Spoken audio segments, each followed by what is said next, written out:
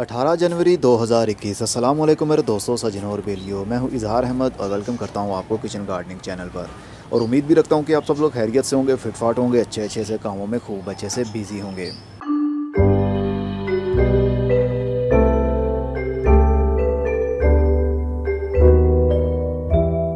Bill आखिर हमारे dream garden का आगाज़ हमारी बेलों वाले पौधों से हो चुका है।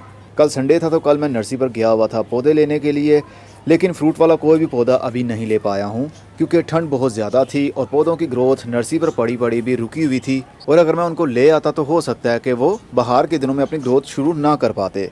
इसलिए काफ़ी हद तक मैं बेलों वाले पौधे लेकर आया हूँ क्योंकि मेरे पास बेलों वाले, वो भी फूल देने वाले पौधे बहुत ही कम हैं, ना होने के बराबर।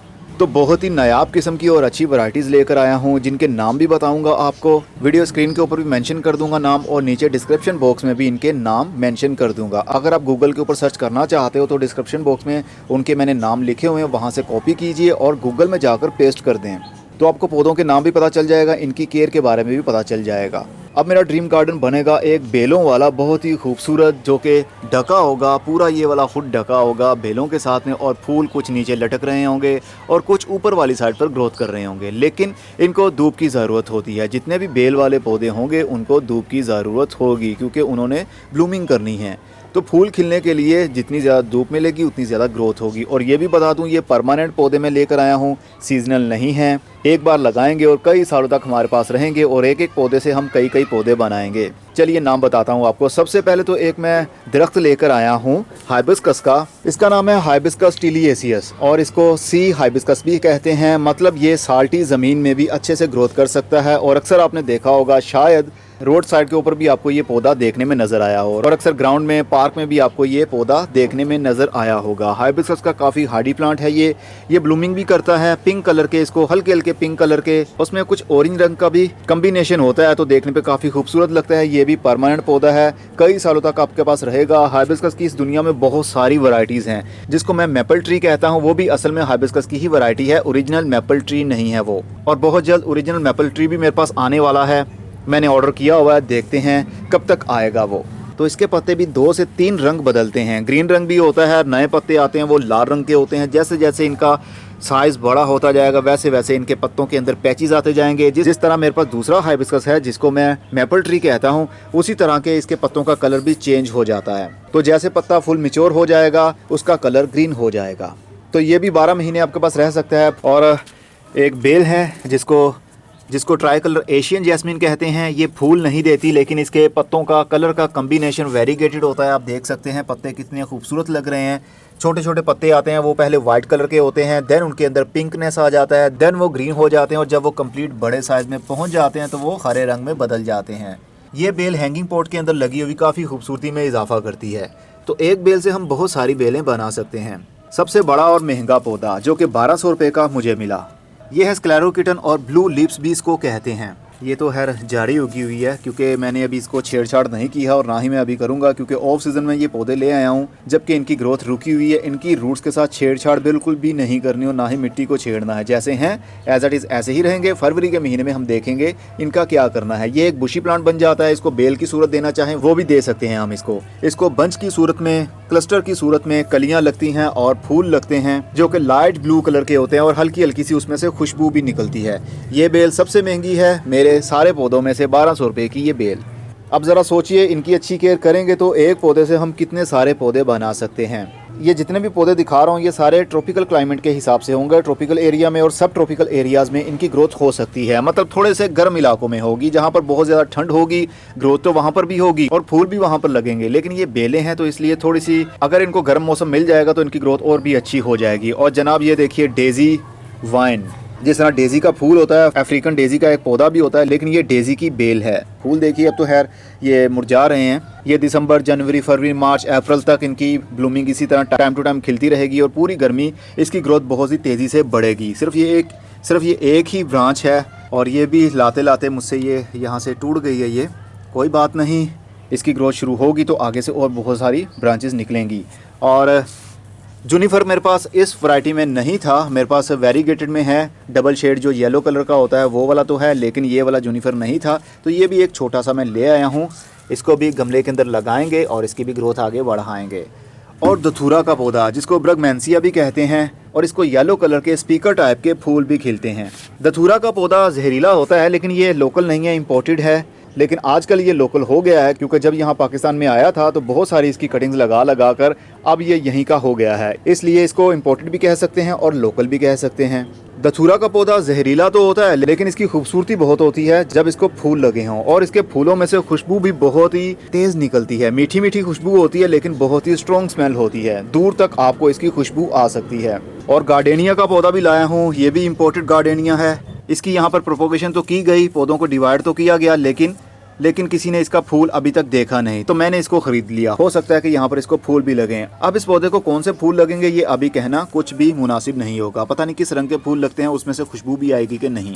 और रेलवे क्रीपर भी लेकर आया हूँ, इसको पिंक कलर के फूल लगते हैं। इसके पत्ते देखिए बिल्कुल मॉर्निंग ग्लोरी जैसे ही हैं। इसको इपोमिया भी कहते हैं और मॉर्निंग ग्लोरी की ही नस्ल से है ये।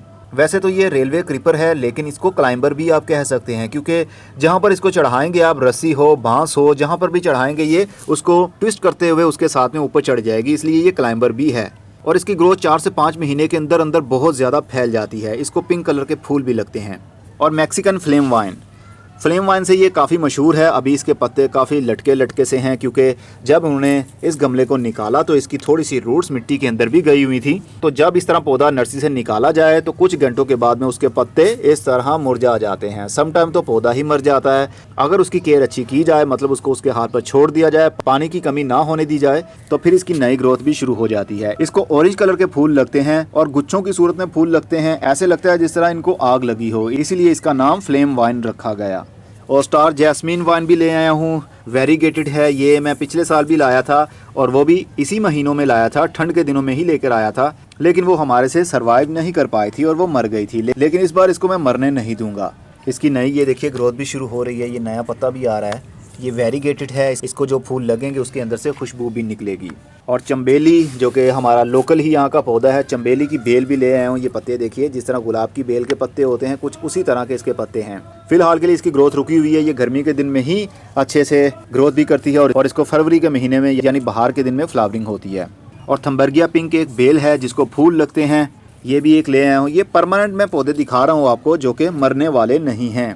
एक पौधे से हम हज़ारों पौधे बनाएंगे अगर ये हमारे पास सरवाइव कर गए तो। अगर इनमें से कोई मर जाता है तो मैं नर्सरी से मार्च के महीने में और भी पौधे ले आऊँगा।